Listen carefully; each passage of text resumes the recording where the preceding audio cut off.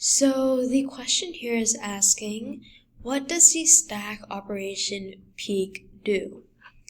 And so as we know with stacks, it's first and last out, and we can only remove from the top, right? And so I'm going to draw a stack again, and I'm going to do 1, and then 2, and then 3.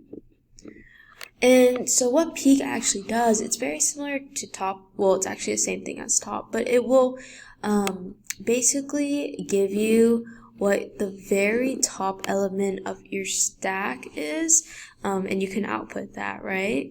And so this is very important when you want to see what you're removing, or if you want to see what has been inserted and is at the very top of your stack, right?